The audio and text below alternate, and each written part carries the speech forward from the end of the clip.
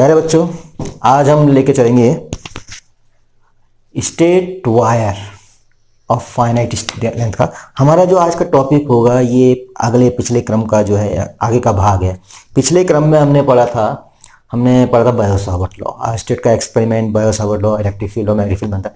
आज हम लेते हैं कि बायो-सावर्ट लॉ की एप्लीकेशंस होंगी, इनको हम प्रयोग में लाएंगे। एक तो सर्कुलर लूप लेंगे, सर्कुलर लूप।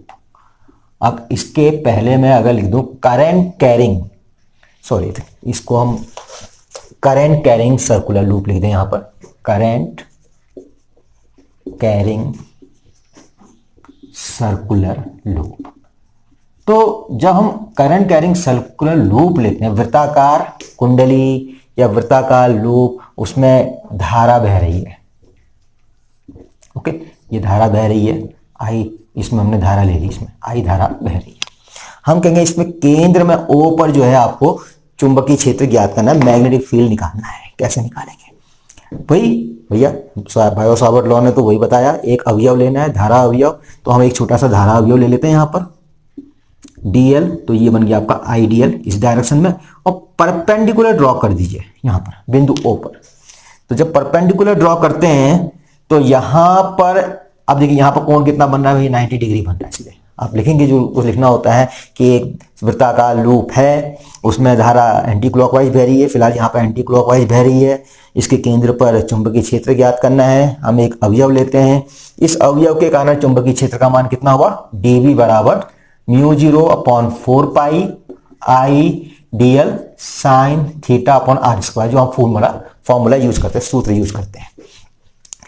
आई करंट हो गई, डीएल एलिमेंट, आइडियल एलिमेंट हो गया, थीटा क्या हो गया, आइडियल और ये जो ऑब्जर्वेशन लाइनें मिलाने वाली उनके बीच का कोण हो गया। ओके, अगर हम इसको वेक्टर फॉर्म में लिखते थे तो कैसे लिखते थे, μ0/4 pi I D L vector cross R vector upon R cube, ये वेक्टर फॉर्म में था। हम ये यूज करेंगे, dv equal to μ0/4 pi I D L sine theta upon R square. ठीक, अब यहां पर देखिए db कितना है, देखते हैं, μ0/4 पाई आई dl अवयव हो गया, और साइन थीटा साइन 90, यहां पर है 90 डिग्री, और आर स्क्वायर की जगह यहां पर हम त्रिज्या ले लेते हैं a, माना ये वृत्ताकार लूप है, इसकी त्रिज्या a है, तो ये a स्क्वायर हो गया। साइन 90 इज इक्वल टू 1, इसलिए dv equal to μ0/4 pi I dl upon a square. अब हमें निकालना है इस पूरे वृत्ताकार कुंडली के कारण चुंबकीय क्षेत्र, magnetic field at the centre.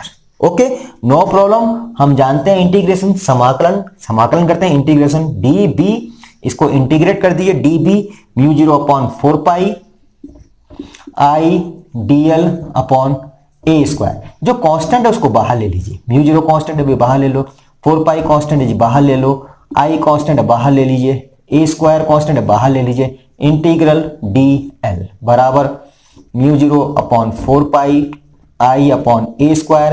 अब ये इंटीग्रल dl कितना होगा, ये होगा पूरा, यहां अगर छोटा dl ले लीजिए, यहां dl ले लीजिए, यहां dl ले लीजिए, यहां dl, ये सम तो कर रहे हैं, इस सम को हमने इंटीग्रेशन कर दिया, समाकलन टोटल, यानी इंटीग्रल dl क्या होगा, इस पूरे की परिधि, और वो परिधि कितनी है, 2 पाई a, काट दीजिए, पाई से पाई काट दीजिए, 2 दूनी 4, a से स्क्वायर काट दीजिए, आपके पास आया b बराबर μ0 i अपॉन 2a।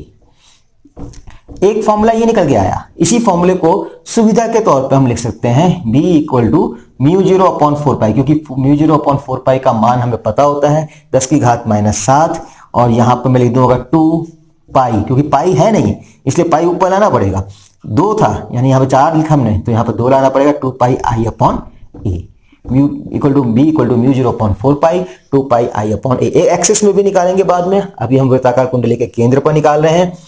अब ये एक कुंडली है, अब इसमें दिशा, direction, what about direction here, direction, एक ये कुंडली है वृत्ताकार, इसमें जो है वृत्ताकार। अब देखिए डायरेक्शन, इसको धारा की दिशा में अगर मैं तार को ऐसे पकड़ लूं तो ये जो मेरी फिंगर्स हैं ये इधर को जा रही हैं, और फिर ये वापस इधर को आ रही, बाहर को आ रही, यानी ऐसे जा रही, इधर को आ रही, ऐसे जा रही, फिर इधर से आ रही, यहां से जा रही हैं, एक तरफ जा रही हैं, फिर आ रही, फिर जा रही हैं, फिर आ रही, जा रही, आ रही हैं, जा रही हैं, आ रही, यहां आ रही हैं, इस तरह से जा रही हैं, हर जगह पे जा रही हैं और यहां आ रही, केंद्र O पर क्या है, ये आ रही है बाहर से ऐसे।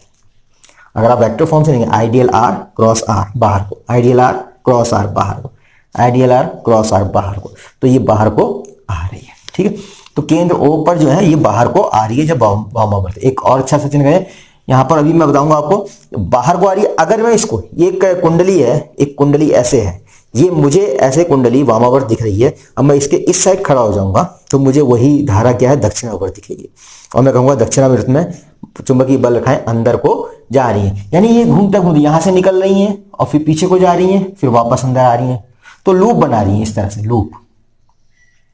ये जो लूप बना रही हैं तो इसका मतलब इसमें नॉर्थ पोल और साउथ पोल होगा। तो नॉर्थ कौन सा होगा, नॉर्थ जहां से बाहर को निकल रही है, क्योंकि हम पूरी मैग्नेट की, हमने आपको पहले भी डिस्कस किया था कि नॉर्थ से बाहर निकलती है मैग्नेटिक लाइन ऑफ फोर्सेस चुंबकीय बल रेखाएं, और साउथ को अंदर जाती है, फिर साउथ से फिर नॉर्थ को आती है। इस तरह से ये प्रोसेस चलती रहती है, इस तरह से ये प्रोसेस चलती रहती है। यहां से बाहर निकल रही हैं और यहां से अंदर को आ रही है, यहां से बाहर निकल रही हैं फिर यहां से अंदर को आ रही है, इस तरह से। ऐसे ही इसमें जहां पे वामावर्त है बाहर निकल रही हैं और उधर दक्षिणावर्त, उधर से दक्षिणावर्त दिखेगी क्लॉकवाइज डायरेक्शन, तो वहां से अंदर को आ रही। दो चीजें हैं इसमें, अगर वामावर्त है तो बाहर निकल रही है तो हम उसको कहेंगे नॉर्थ पोल, और अगर दक्षिणावर्त है अंदर को जा रही है तो हम उसे कहेंगे साउथ पोल, उसे कहेंगे साउथ पोल। ये एक चिन्ह भी बन गया इस तरह से। देखिए धारा की दिशा इधर को इधर को, फिर इधर को इधर को, आपको याद करने के लिए एक चिन्ह भी बन गया। ठीक है बच्चों, अब एक कुंडली के कारण चुंबकीय क्षेत्र इतना हुआ, B = μ0I/2a। एक और फेरा ले लेते हैं, कितना हो जाएगा, अरे भैया 2 गुणा कर देंगे, दूसरी कुंडली का भी तो प्रभाव पड़ेगा, 2 गुणा μ0I/2a। एक कॉइल और कर देते हैं,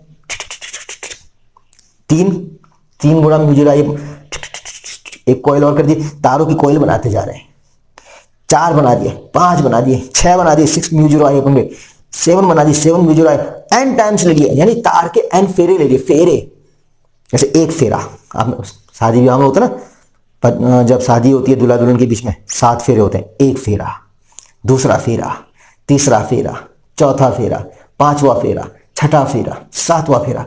वैसे यहां पर कुंडली के n फेरे ले लिए हमने, 1 फेरा, 2 फेरा, 3 फेरा, 4, तो n फेरे के लिए कितना होगा चुंबकीय क्षेत्र, कुछ नहीं, यहां पर गुणा कर देंगे हम, B = कितना हो जाएगा, यदि तार के n फेरे हो तो मैं इसको यहां लिख लेता हूं,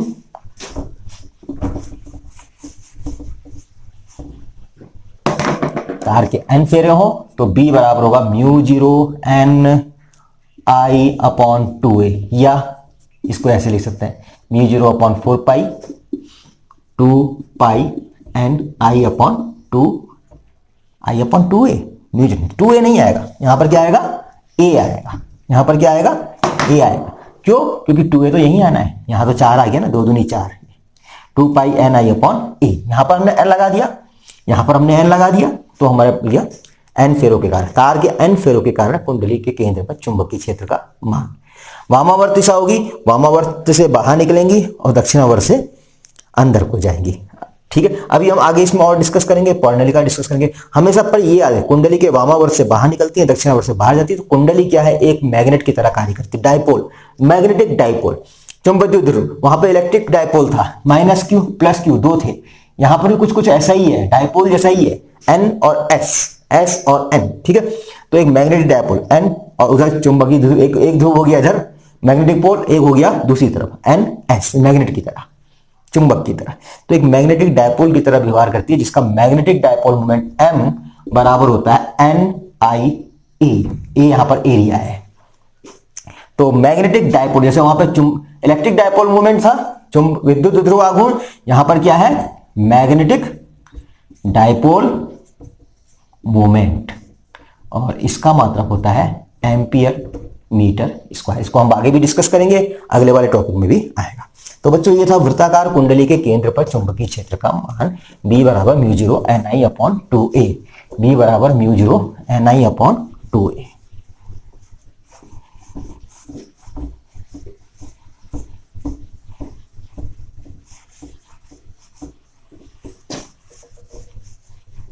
आगे बढ़ते हैं, हम लेते हैं एक finite length wire, current carrying wire, finite length current carrying wire. सुविधा के लिए इसको स्ट्रेट करंट कैरिंग वायर लिखते हैं, स्ट्रेट सीधा सीधा करंट कैरिंग वायर। ओके। और आपसे कहा गया कि यहां से बिंदु P है, इसका पॉइंट Q ले लिया, यहां पर हमें चुंबकीय क्षेत्र याद करना है, ये C and this is D, finite length, बराबर लंबाई का एक तार है, बिंदु P पर मैग्नेटिक फील्ड ज्ञात कीजिए। कैसे करेंगे, इसको मिला दीजिए पहले, टिक टिक टिक टिक टिक टिक टिक टिक टिक, याद रखिएगा इसको मिलाना है, इसको मिला दीजिए टिक टिक टिक टिक टिक टिक टिक टिक टिक टिक। ये इसको ले लीजिए φ1 नीचे को, ये बेस लाइन से नीचे को φ1, बेस लाइन से ऊपर को φ2। इस पर आधारित न्यूमेरिकल करेंगे बाद में, पहले इसको समझ लीजिए। माइनस φ1 ऊपर प्लस φ2, माइनस इसलिए माइनस, नीचे को जा रहा माइनस, ऊपर को जा प्लस। ओके, एनीवे यहां पर ले लेते हैं एक एलिमेंट EF, ठीक है, EF हमने क्या ले लिया, एलिमेंट ले लिया, और इस एलिमेंट को भी मिला देते हैं बिंदु P से, इस एलिमेंट को भी मिला देते हैं बिंदु P से, ये ठीक, ये मिला दिया, लाइन खींच दी, और ये लाइन खींच दी, माना ये कोण अंतरित कर रहा है d फाई, और ये एलिमेंट है dl, धारा बह रही है I, तो ये I एलिमेंट धरावयव हो गया, और ये दूरी है x, और ये r दूरी है, यानी r दूरी से, तार के r दूरी से, लंबवत दूरी ही लेनी है हमेशा, लंबवत दूरी, तार से r दूरी पर हमें बिंदु P पर चुंबकीय क्षेत्र की तीव्रता ज्ञात करनी है। और ये एलिमेंट लिया, माना एक एलिमेंट है, अवयव है dl, सूक्ष्म अवयव, जिससे x दूरी पर ऑब्जर्वेशन पॉइंट है, प्रेक्षण बिंदु। हम लगाएंगे बायो-सावर्ट लॉ, सिंपल लगा लेंगे, EF एलिमेंट के कारण d भी निकाल लेंगे पहले, μ0/4 I dl sin theta upon r square, ये फॉर्मूला होता है। जो आपको लिखना है नोट्स के रूप में वो तो किताब से लिखेंगे, मैं यहाँ पर डायरेक्ट लिखूंगा इसको समझाते हुए। तो d भी बराबर μ0/4 I dl sin theta upon r square. अब ठीक हो गया, यहाँ पर देखते आइडियल क्या है, धारा अवयव, ठीक है, करंट एलिमेंट आइडियल ही लेना है, और थीटा क्या है, एंगल बिटवीन अवयव और ये मिलाने वाली रेखा, ये हो गया थीटा यहां भी ले सकते थे, यहां भी ले सकते थे, हम यहां पर लेंगे इसको, हम कुछ ज्योमेट्री करेंगे, उसको याद करने के लिए आपको रखना पड़ेगा थीटा। आप 180 माइनस थीटा ये भी ले सकते थे, क्योंकि मिलाने वाली रेखा के बीच का कोण लेना है। एनीवे यहां पे लंब डाल दीजिए, इसको कह दीजिए EG। ये सब बातें आपको थ्योरी में लिखनी पड़ेंगी। ये थीटा साफ नहीं दिख रहा होगा आपको, मैं यहाँ पे मिटा देता हूँ ये थोड़ा सा, और हल्का सा थीटा लिख देता हूँ, ये ठीक। अब यहाँ पर क्या है, मुझे ये थीटा मैंने माना है, इसको भी मुझे रिप्लेस करना है। और रिप्लेस क्यों करना है, देखो यहाँ पर हमें केवल ये दिया गया है, ये एंगल, एक एंगल ले लेते हैं, ये फाई एलिमेंट का एंगल, ठीक है, और फाई वेरी कर रहा है कहाँ से, φ1 से φ2 से। फाई ये हमने कॉमन ले लिया है, वेरिएबल x का और दूरी, और ये फाई, और ये फाई वेरी कर रहा है φ1 से φ2 तक। यानी कि हमें सब कुछ निकालना है, इंटीग्रेशन करना है पूरा। हम एक कोण देख रहे हैं, इस कोण से उस कोण तक इंटीग्रेशन, उस कोण से उस कोण तक। यहाँ पर हमें लंबाई पता नहीं है, परिमित लंबाई कुछ भी उसकी, पर हमें एंगल दे रखा है, तो हमें एंगल से करना है, तो हमें कुछ चेंजेस करने पड़ेंगे। थीटा को चेंज करना होगा फाई के रेफरेंस में, और एक्स को भी चेंज करना होगा यहाँ पर आर के रूप में। परंतु यहाँ पर एक्स है, यहाँ पर आर नहीं लिखेंगे यहाँ पर, क्यों, क्योंकि हम अवयव के कारण निकालेंगे, तो यहाँ पर लिखना पड़ेगा हमें, अभी तो ये फॉर्मूला लिखा है, चलो लिख लेते हैं पहले, ये हम इसको लिखे, अब हम जानते हैं फॉर्मूला, आपने ऐसे ही याद किया हुआ है, ठीक है, माना, ठीक है, ये तो फॉर्मूला हो गया। अब देखिए यहाँ पर क्या है, डी बी बराबर μ0/4 अवयव क्या है, आइडियल थीटा, थीटा ही है, अपॉन आर की जगह पर एक्स स्क्वायर है, इक्वेशन नंबर 1। ये अवयव के कारण है, अवयव के कारण बिंदु P पर चुंबकीय क्षेत्र की तीव्रता, ideal sine theta upon X square. अगर आप डायरेक्ट लिखना चाहेंगे तो डायरेक्ट भी लिख लीजिएगा इसको, यहां से इसको आर आपको कंफ्यूज कर रहा होगा, क्योंकि आर हमने यहाँ पर लंबवत दूरी ली है। एनीवे तो इसको हम हटा देते हैं, ये कंफ्यूज करेगा, तो सीधे सीधे ये लिख देते हैं, डी बी बराबर μ0/4 I D L sine theta upon X square की दूरी क्या है, ये एक्स है, ये से यहां से पी की दूरी क्या है, एक्स है। ओके, अब यहां पर एक तो है डीएल साइन थीटा, क्या है, देखो डीएल साइन थीटा बराबर ईजी है। भाई कैसे है ईजी, ये देखो लंब है ना, EFG समकोण त्रिभुज है, समकोण 90 डिग्री समकोण, तो यहां पर अगर टेन थीटा ये है लंब, नीचे ये उधर हुआ, EG हुआ लंब इसके सामने, बटे EF हुआ कर्ण, तो EG हुआ, और EF कितना है, ये लंबाई है DL, तो ये क्या हुआ, नहीं लंब बटे आधार, ये गड़बड़ कर दिया हमने साइन थीटा लेना पड़ेगा, कर्ण है थोड़ा, सॉरी। यहां पे लेंगे हम साइन थीटा। साइन थीटा बराबर, क्योंकि ये लंब है ईजी, और जो हमें दिया है डीएल, ये क्या है ईएफ। क्यों लिया है? लंब बटे कर्ण, लंब बटे कर्ण, perpendicular upon hypotenuse. Okay, EG equal to हो गया आपका ईएफ साइन थीटा, और ईएफ कितना है? डीएल, यानी डीएल साइन थीटा। ईएफ है डीएल साइन थीटा। तो अब यही ईजी, अगर मैं ईएफजी त्रिभुज लूं, मैं ईपीजी वहां से डी फाई लूं, मैं डी फाई बराबर ईजी बटे त्रिज्या ईपी, सीधे सीधे टेन डी फाई लिखते हैं आप। टेन डी फाई बहुत छोटा है, इसलिए टेन डी फाई बराबर हो जाएगा डी फाई बराबर ईजी और बटे ईपी कितना है? एक्स, यानी ईजी बराबर है एक्स डी फाई।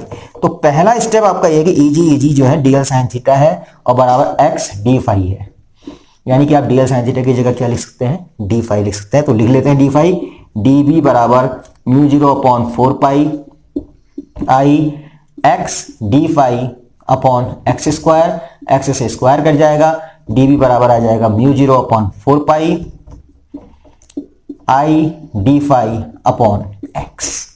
एक्स को भी हमें चेंज कर देना है, क्योंकि मुझे तो केवल ये पता है कि ये तार है या आर दूरी है बस, तो इसलिए एक्स को हमें आर के रेफरेंस में चेंज करना है। ये एंगल फाई है, एंगल लेंगे, त्रिभुज लेंगे ई पी क्यू, ये तो ई पी क्यू में ये आधार है, ये कर्ण है, इसका मतलब कॉस फाई बराबर क्या हुआ? आधार बटे कर्ण, आर बटे एक्स, इसलिए एक्स बराबर क्या हुआ? आर बटे कॉस फाई। यहां पर रख दीजिए मान इस समीकरण नंबर 2 में। समीकरण 2 में मान रखने पर आ जाता है हमारे पास, समीकरण 2 में मान रखने पर हमारे पास आ जाता है डी बी बराबर mu 0/4 pi into I D phi upon R upon cos phi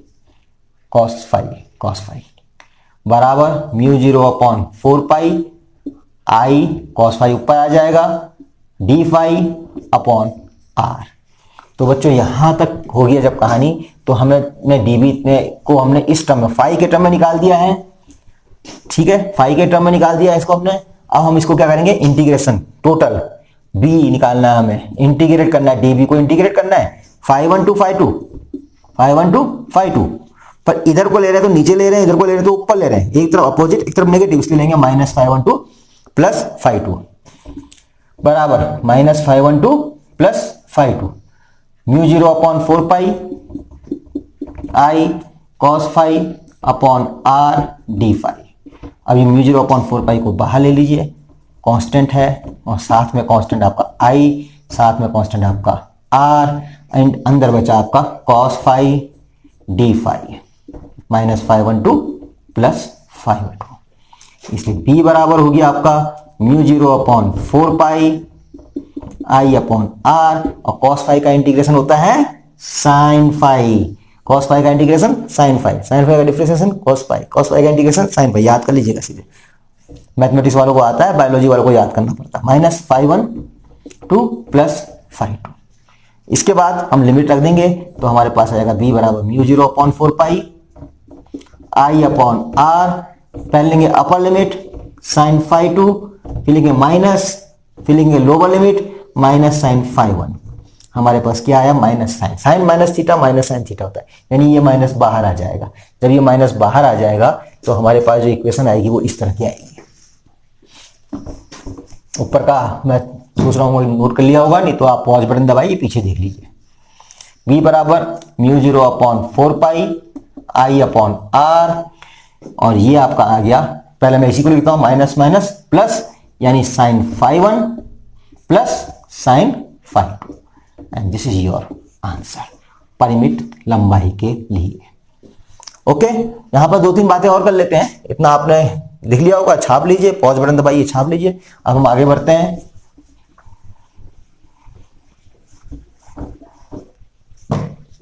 बच्चों आप देखो, कुछ कंडीशन लेते हैं, हम इस P को पहुंचा देते हैं यहां पर। ओके, यहां पर पहुंचा दिया, बताइए क्या होगा? यहां पर P, इस एंड में एंगल 0 डिग्री, इस एंगल में एंगल 180 डिग्री, एक में 0 हो गया, एक में 100। If φ1 equal to 0 degree and φ2 equal to 180 degree. जब P क्या है, अलोंग द लाइन है, अलोंग द वायर, तार के सिरे साथ है, तार के साथ, तार के अनुदिश, तार के अनुदिश, तार के अनुदिश, P कहां पर है, P तार के अनुदिश हो, along the wire, along the wire, तो उस कंडीशन में होगा ये। तो उस कंडीशन में B कितना हो जाएगा, μ0/4 I upon R sine 0 plus sine 180, sine 0 बराबर 0 और साइन 180 बराबर तोड़ेंगे तो cos 90 plus 90 that is cos 90, 0, ये भी 0 हो गया, साइन 0 बराबर 0, साइन 180 बराबर 0, तो ये टोटल कितना आ गया 0, बी क्या होगा 0। यानी कि चुंबकीय क्षेत्र की तीव्रता जो तार के अलोंग है, अनुदिश है, यहाँ पर वो क्या होती है, शून्य होती है, होती क्या है, निकट होती है, और वो लूप बनाती है, सर्कुलर लूप, चारों ओर सर्कुलर लूप इस तरह से। अगर मैं यहाँ पे एक गत्ते की वो लगा दूंगा, लोहे की छीलने डाल दूंगा, तो वो सर्कुलर लूप में ऐसे ऐसे बिखर जाएंगी चारों तरफ। क्यों, क्योंकि वो अट्रैक्ट होंगी मैग्नेटिक लाइन ऑफ फोर्स दिशा की तरफ, तो वो सर्कुलर लूप बनाएंगी। तो ये हो गया नंबर 2। इस पी को पहुंचाते हैं यहाँ कहीं, ठीक है, यहाँ पहुंचा देते हैं, तो ये आपका हो गया एंगल 0 डिग्री, यहाँ पर तो 0 है, ठीक है, और दूसरा एंगल कहाँ है, ये मतलब एक एंगल है φ1 और दूसरा एंगल सपोज ले लीजिए आप इनफाइनाइट में है, और एक एंगल यहां पर है, तो क्या हुआ 90 डिग्री।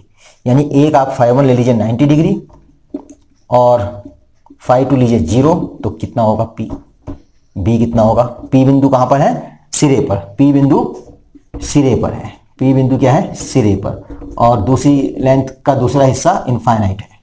इनफाइनाइट का मतलब ये समझ में, इनफाइनाइट है तो क्या होगा 90 डिग्री होगा ना, ये बढ़ता जाएगा, यहां बढ़ता जाएगा, यहां बढ़ता जाएगा, और लास्ट में देखें तो 90 डिग्री, यानी कि ये पूरा 90 डिग्री हो गया। उधर हमने लिया सिरा 90 डिग्री, तो उस कंडीशन में क्या होगा, B बराबर μ0/4 I upon R sine 90 plus sine 0, sine 0 बराबर 0, साइन 90 बराबर 1 बराबर μ0/4 I अपॉन R। ये हुआ जबकि इन सेमी इनफाइनाइट तार हो, वायर हो, semi infinite wire. Semi infinite wire का मतलब है कि एक सिरा जो है इनफाइनाइट है, दूसरा नहीं है। अगर दोनों सिरे इनफाइनाइट कर दें हम, दोनों सिरे इनफाइनाइट करेंगे तो क्या होगा देखिए, यानी कि इसका ये सिरा भी इनफाइनाइट हो, ये भी हम इनफाइनाइट कर दें, ये भी हम इनफाइनाइट अनंत को चला गया, तब क्या होगा, ये तार ही बढ़ता जाएगा, यहाँ पे है इनफाइनाइट, ये तार लिया हमने इनफाइनाइट, इनफाइनाइट, पहले ये इधर बढ़ा, फिर इधर बढ़ा, फिर इधर बढ़ा 90 डिग्री, और इधर बढ़ा, इधर बढ़ा, इधर बढ़ा 90 डिग्री, यानी कि इनफाइनाइट दोनों सिरे। अगर φ1 equal to 90 degree, φ2 equal to 90 degree, अनंत लंबाई का तार, क्या है ये, अनंत लंबाई का तार, अनंत लंबाई का तार, इनफाइनाइट लेंथ ऑफ वायर, और current carrying wire, obviously infinite length of current carrying wire, current carrying wire. तो उस कंडीशन में क्या होगा, B equal to μ0/4 I upon कितना है R, और ये साइन 90 प्लस साइन 90, साइन 90 φ1 90 है प्लस साइन 90, साइन 90 और sine 90 equal to 1, sine 90 equal to 1 μ0/4 I upon R, sine 90 equal to 1 plus sine 90 equal to 1, 1 plus 1 2, इसलिए B इक्वल टू हो गया μ0/4 2I upon R। ये बहुत important formula है और याद रखिएगा। तो आज हमने दो चीजों के डेरिवेशन हमने कर लिए हैं, एक तो वृत्ताकार कुंडली के केंद्र पर चुंबकीय क्षेत्र की तीव्रता, और एक निकट में एक सीधा तार है, फाइनाइट लेंथ का लिया पहले, उसके निकट फॉर्मूला निकालिए, एक जनरल फॉर्मूला निकाल दिया, B equal to μ0/4 I upon R sine φ1 plus sine φ2, φ1 ये सिरा नीचे। उसके बाद 3 नोटिस लगा दिए हमने, यहां ले गए बिंदु P को, यहां ले गए निकट में बिंदु B को, और अनंत लंबाई का हो जाओ।